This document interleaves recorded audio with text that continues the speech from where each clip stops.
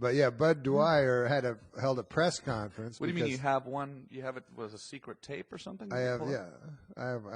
I'll show it to you. Yeah. But Bud Dwyer was a Pennsylvania politician who was plagued by scandal and so forth, and so he held a press conference in front of all these press, and he did a long 20-minute rambling speech, at the end of which he pulled out a giant paper bag from which he extracted the biggest gun you've ever seen, and then blew his head off. Yeah.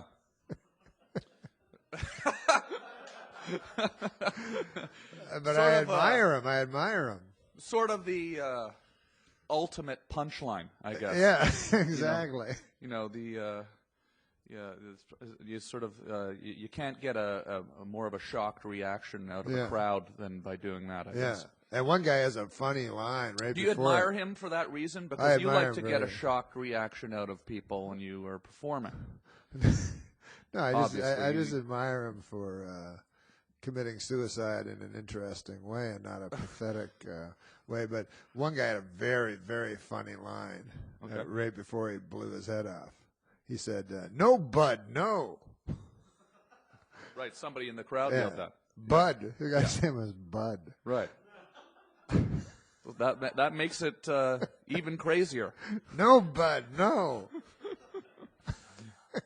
What on Saturday Night Live when you did Weekend Update, often there was sort of shocking lines like about Michael Jackson. I enjoyed reading about it today, about the audible gasps from the audience sometimes when you would say things about Michael Jackson. Or was that something that was in the script, or did you sort of slip some of that in? Well, no, Lauren gave me a lot of latitude. He said, although he said, you don't want to be sued by Michael Jackson, And I said, yeah, that'd be fun. Like, wouldn't it be cool being sued by Michael Jackson? Yeah. That would raise your profile a little bit. Like the day after the O.J. trial, which is why I was asking you about O.J. earlier, the opening line was murder is now legal in the state of California. Oh, yeah. One of the great lines from Weekend Update history, I think. Michael Jackson was more of a danger, I think, than O.J. Simpson. I would rather have seen Michael Jackson incarcerated than O.J. Simpson, because O.J. Simpson wouldn't murder anybody else. Murder doesn't have a very high recidivism rate, but child molesting has 100% recidivism rate. What's that word? I've never used that word. Repeat rate. Yeah, I know what you meant. But recidivism. Recidivism? RECIDIVISM. Really? Murder doesn't have Check a high your recidivism? OED. What? Murder doesn't have a high recidivism rate? I don't know, serial murder, but not murder, no. Yeah, so, well, there you go. You want to hear something about Silence of the Lambs I learned today? Yeah, absolutely. You ever see that movie? Oh, yeah. Why was, this is what a guy told me, why was Clarice so upset about the lambs? Yeah, why was she so upset about that? Doesn't make any fucking sense, right? Like he goes, the lambs, Clarice, you dream about the lambs. And she said she saw some lambs like slaughtered at midnight. Who the fuck slaughters lambs at midnight? Right. And then what happened to her? She was sent away by her father. Okay, I'm not exactly clear on what happened. I've sort of been a few years since I've seen it. She was sent away. Okay. Yeah, she's very upset about the lambs being slaughtered. Yeah. And Hannibal Lecter seizes on this, and she has dreams about them. Mm-hmm. You dream about the lambs, Clarice? So this guy just told it to me, and then as soon as he said that, I was like, yeah, it doesn't make any fucking sense. Yeah.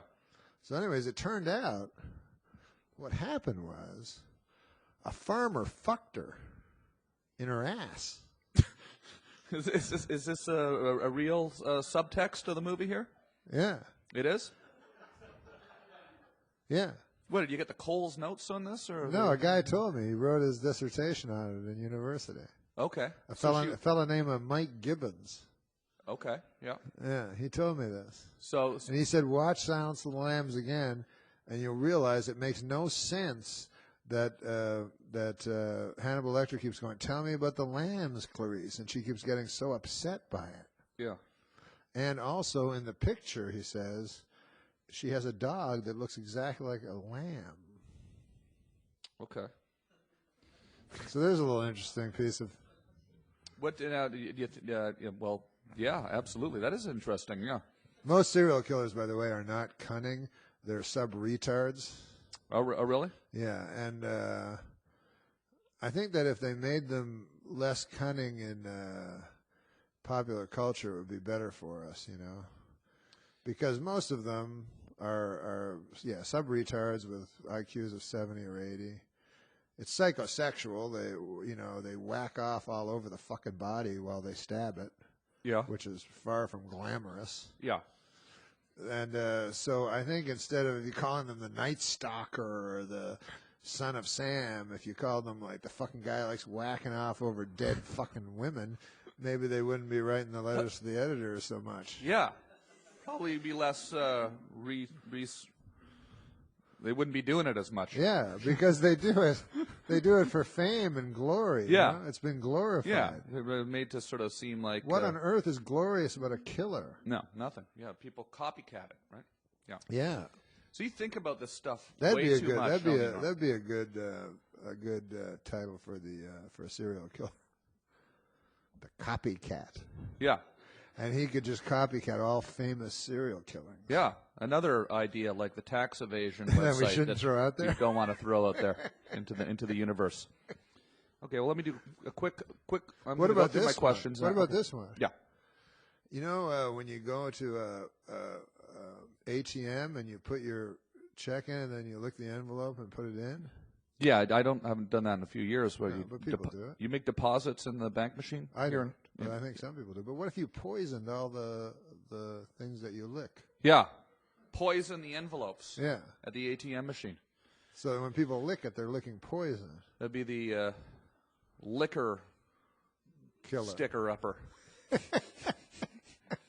Yeah, and see, these are more bad ideas we shouldn't be putting out there into the world. What, you got another question? Yeah, I got more questions. This is a beautiful theater, by the way. Isn't this nice? Isn't it amazing? And live from the that's a great idea Kevin Smith had. the Smodcastle. Absolutely. Actually, we're not live. Great director that I admire greatly. Yes, this is really cool. It's fun to be able to do this here every night. You guys having fun tonight? All right. What a crowd you Yeah, got it's tonight. a wild crowd. Full house here tonight. Full house. Have you ever been arrested? Why do you ask that? I don't know. Just I don't know the answer. That's why. Seems like it's a yes to me. Yeah, But yeah, I've been arrested. really, yeah. Okay, I don't want to ask what for, but unless you feel like talking about it. Yeah, but I got a conditional. I mean, I got a conditional discharge that turned into an absolute discharge, so I have a clear record that no one could ever find. Oh, that's good. Okay. When would you consider that you got in the most trouble here in?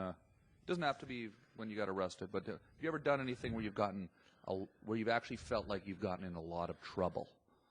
Like what was that? Life-threatening, you mean? Just trouble. Just something where you said to yourself, I'm in trouble right now.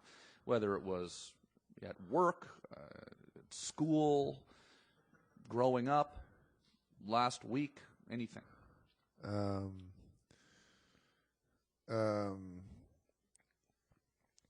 Well, one time I was playing pool in a strip club, and I was a young boy, and there was this little guy with long hair. Looked a little like, put me in mind of Charlie Manson. Okay. But he What was... year would this have been? When were the Tate LaBianca killings? Okay, 70s or something? Yeah. No. He was... this was probably, I would say, 78. Okay. So this was in Vancouver. So I was a kid, and I was playing pool, and this guy kept looking at me, and I was drunk, and I was like, hey, whatever the fuck. What, you want to fight? You fucking stop looking Well, you were drunk? I was drunk, yeah. Yeah, and you were 8?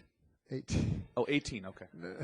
I wasn't 18. I was probably like 50 or something like that. So I was like, what the fuck do you want, man? What's the fuck, right? So this guy, anyway, it turns out he's with a giant gang of people. And so instead of him getting up, 12 guys get up, and they're all walking towards me. And I go, fuck, so I start backing up, and they're getting closer and closer. So I grab a beer. It's like a fucking cool thing from a movie. I grab a beer bottle from a table, right? And I go, you want to fucking mess with me? Come on, man. Who wants to be fucking first? I'm holding this fucking beer bottle, right?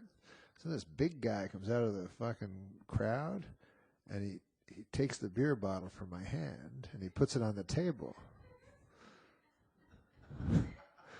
So then the little guy punches me in the face. So then I run away.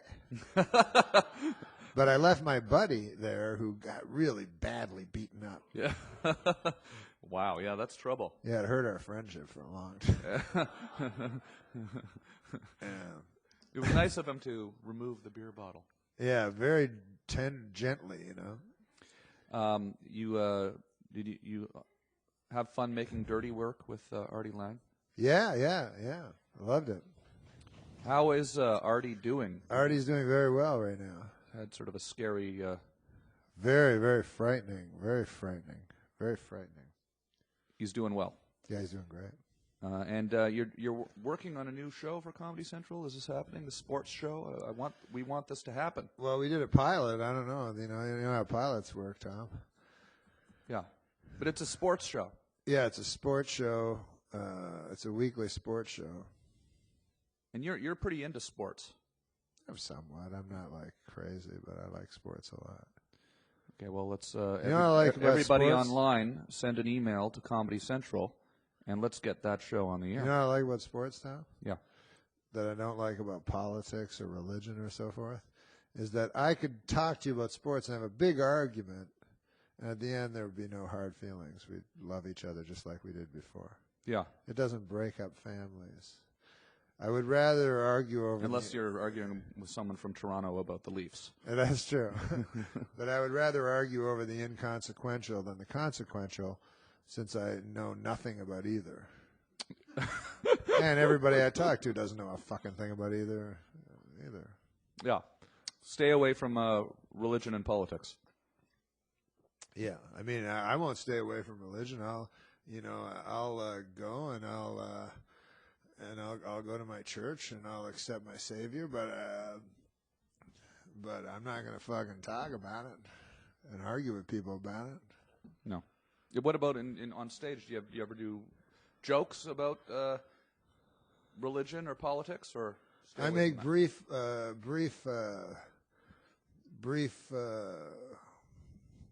mention of it, because I'll tell you something about the Christian religion.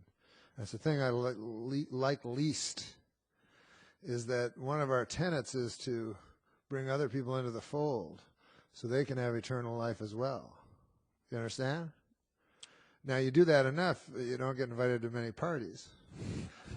And also, I don't give a fuck. If it was up to me, I'd rather be up on a cloud playing the harp, watching my friends get raped by the devil.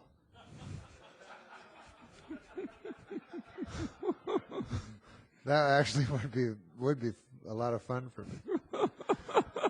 But anyways, I didn't write the book, and there you go. Okay, cool. Well, now what's the next? Any stand-up dates you're excited about coming up soon? Well, I'm glad. I've never performed with you before. Well, I did perform with you once before. When I first started doing this again. Yes. You were nice enough to let me come out. The and Brea Improv or the Irvine Improv, one of those. Irvine two? Improv, Irvine yeah. Improv, We had a fun weekend out there. That was very fun, yeah. We're going to have a fun New Year's this year. You, me, and Keith Reza. Yeah, I'm excited to be actually doing something on New Year's Eve this year.